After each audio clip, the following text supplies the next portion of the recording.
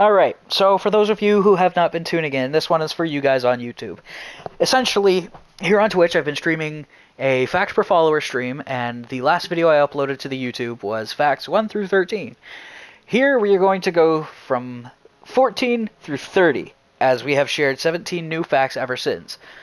So, fact number 14. First overall pick from the Edmonton Oilers, once upon a time ago, I don't remember exactly when it was, Taylor Hall ended up taking a skate blade to the face, which kind of screwed his career a little bit. Number 15. The current playoff format is a best-of-7 series with 4 rounds, including 2 conference finals before the Stanley Cup finals. Number 16. Every playoff series has the first 4 games set as first 2 games at the higher-seeded team's home ice, then the next 2 at the opposing team's home ice. If more than 4 games are needed, then in order, we will go H being higher, L being lower. The order goes HH, LL, HLH. So, first 2 games, higher. Next 2 games, lower. Game 5, higher. 6, lower. 7, higher. That is only if necessary.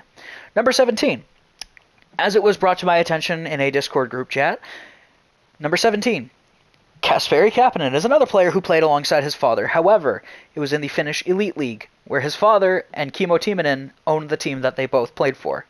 Number 18. The NHL playoffs used to be only 2 rounds. How do I know that? Because as a Leafs fan, I keep being reminded of that shit every season, and that's the only time the Leafs have gotten out of 2 rounds.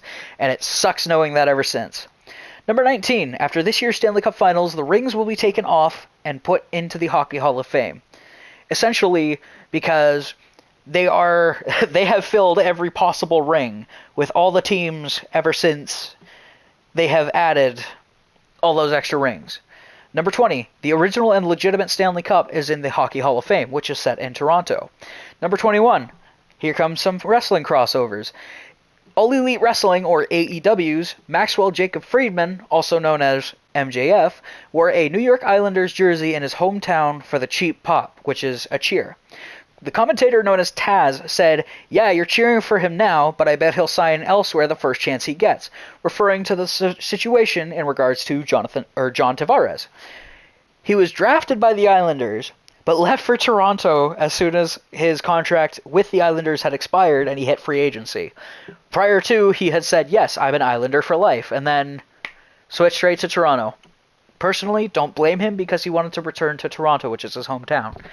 Number 22. World Wrestling Entertainment, or WWE's, Kevin Owens and Sami Zayn wore Pittsburgh Penguins jerseys with Mario Lemieux and Sidney Crosby's names on them respectively, alongside hockey gloves in the home arena for the Pittsburgh Penguins during a street fight tag team match with another pair of wrestlers. Unfortunately, I don't remember their names at this time. And at the entrance ramp, they quite literally shook the gloves off as if it were a hockey fight and then proceeded to just go and beat the living hell out of their opponents. It was funny to watch.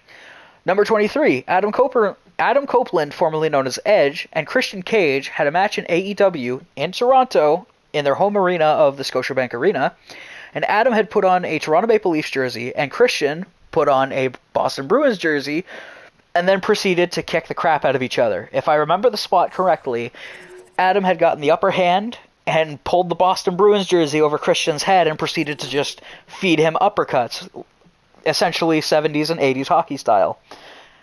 Going back again, number 24, Adam Copeland, formerly known as Edge, when he was with the WWE for his final match.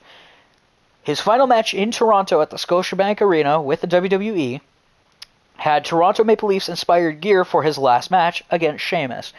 It was beautifully white and blue. I wish I could have seen it, but unfortunately I did not get that luxury. Number 25. Some people will call this the diversity part. The player, known as Willie O'Ree, is the first black NHL player who made his debut with the Boston Bruins on January 18, 1958 against the Montreal Canadiens. Born and raised in Fredericton, New Brunswick, he had played 45 games in total, had 4 goals and 10 assists, totaling for 14 points, essentially carving the path for such great players known as PK Subban, Ryan Reeves, and Wayne Simmons.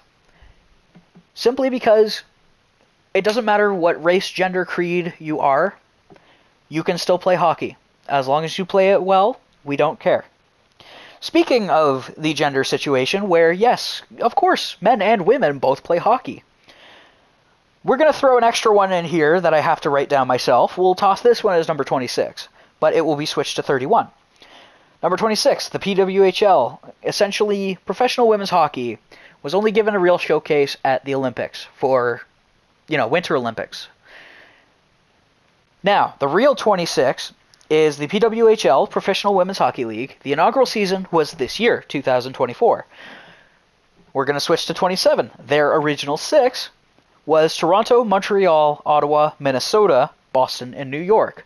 The only difference between that league's original 6 and the NHL's original 6 is the original NHL included Detroit. The PWHL has instead Minnesota, and that is okay. Now, we're going to add a couple of differences between ice and ball hockey. Ice hockey, icing calls, where essentially you are on your side of the ice. You can launch the puck down to the other end, but if a teammate doesn't get to the red dots in the corners before the opposing team does, it's called icing, and it doesn't matter how tired you are stuck on the ice till the next whistle. And by next whistle, I mean as long as it's not another icing. Now, in ball hockey, you can essentially ice it, but you can change if you're tired. Now, the offside rule. This one's going to be very confusing for a lot of people, and I fully understand it. So, in ice hockey, the attacking zone, as it's known, is between,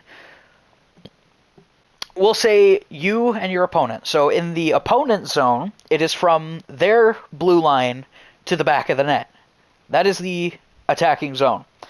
If you go across the blue line before the person on your team with the puck, then you will be called offside if the person with the puck goes over as well. In ball hockey, it's still a similar rule, but with ball hockey, the attacking zone extends to the red line if the person with the ball gets over the blue line alongside his line mates, of course, the person with the ball going first.